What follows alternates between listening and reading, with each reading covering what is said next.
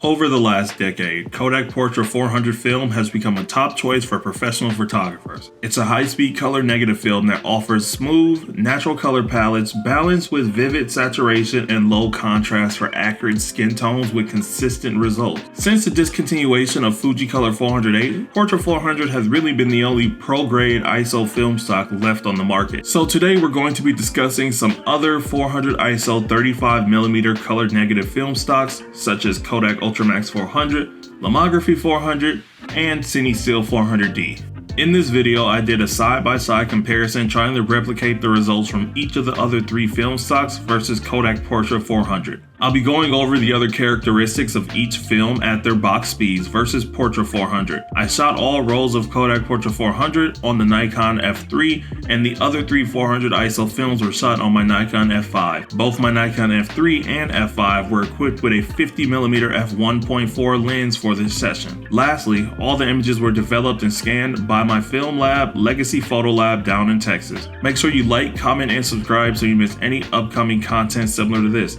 Thank you so much, and let's jump into the comparison.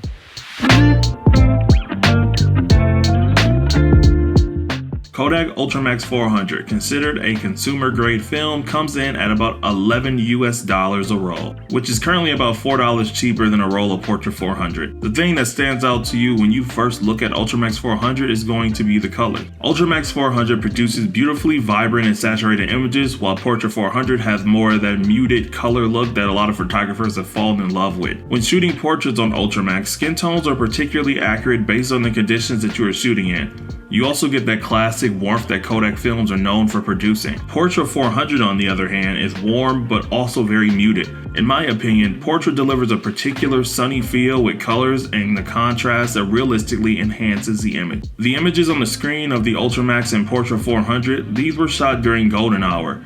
You can see Ultramax produces more of a saturated look than the Portra, even though they're both shot side by side during the golden hour sun.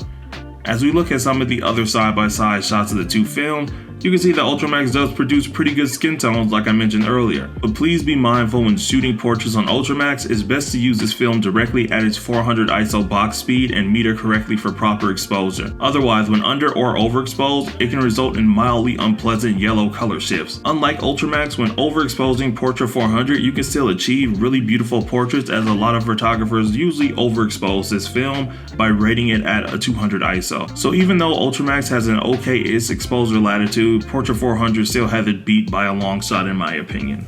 Another thing I noticed is that Ultramax produces way more contrast than Portra 400, which is not a bad thing. With Ultramax, it's not too overbearing and it really helps your images stand out with a punchy look. I also really love the relatively fine grain structure on Ultramax.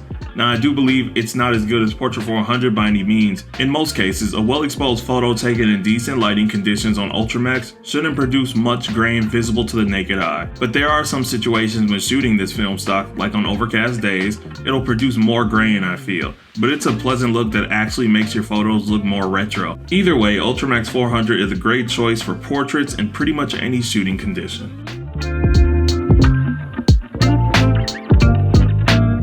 Cinestill 400D is a new 400 ISO color emulsion that released in 2022. This is a big win for film photographers, especially the ones who consistently shoot with the Cinestill brand, as they didn't have to struggle anymore between the low ISO of Cinestill 50D or putting a warming filter on during the day when shooting with 800T. Coming in at about $16 a roll versus the $15 a roll for Portra 400, Cinestill 400D bolsters some pretty interesting results. Cinestill 400D has a pleasing color palette with rich, vibrant colors, unlike the muted color that we're used to looking at when discussing Portra 400. You can clearly see the orange on Hetzel's top is much more pronounced in the 400D photos.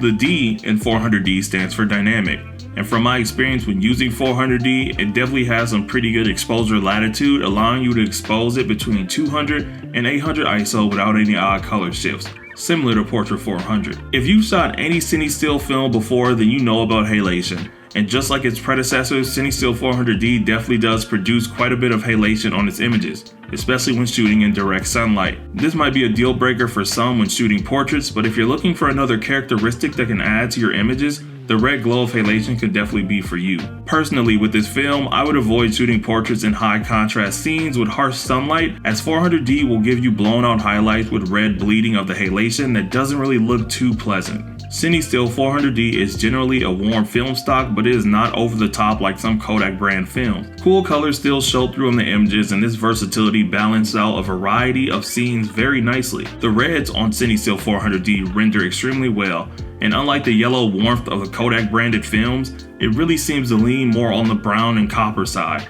and it makes, in my opinion, really great film for melanated skin, but we'll discuss that at a later time.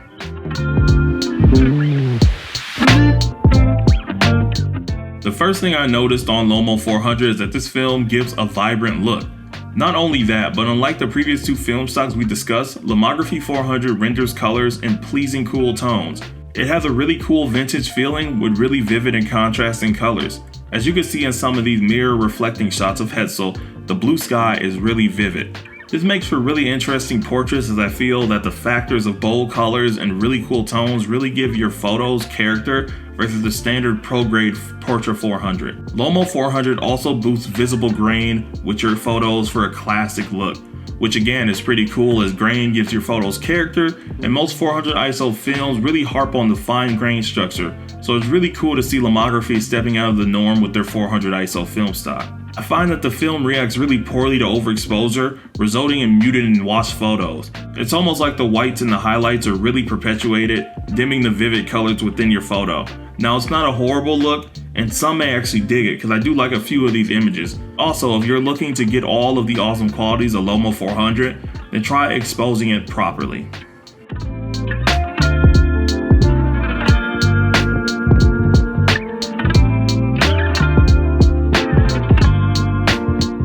Contrary to the title, I did not make this video to try to shit on Kodak Portra 400.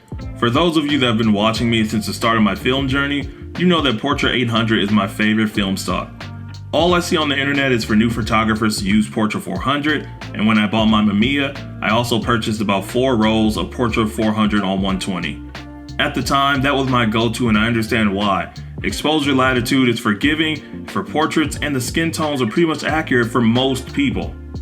When I started finding my own style, I wanted to venture out into various other film stocks and test them versus the beloved Portra 400. Personally, I prefer Cinestill 400D over Portra 400, and I also prefer Ultramax 400 over Portra 400. But that's just my preference and my shooting style that I've developed for film.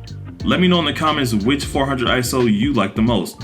Also, please feel free to add to any knowledge that you see from the video based off of your personal shooting experiences. My word isn't the gospel. We're a community of individuals here to help each other grow with our tailored experiences, so I'd love to hear from you. Thank you so much for watching. If you enjoyed the video, make sure you click that like button as well as subscribe to the channel. I'll catch y'all in the next one. Peace.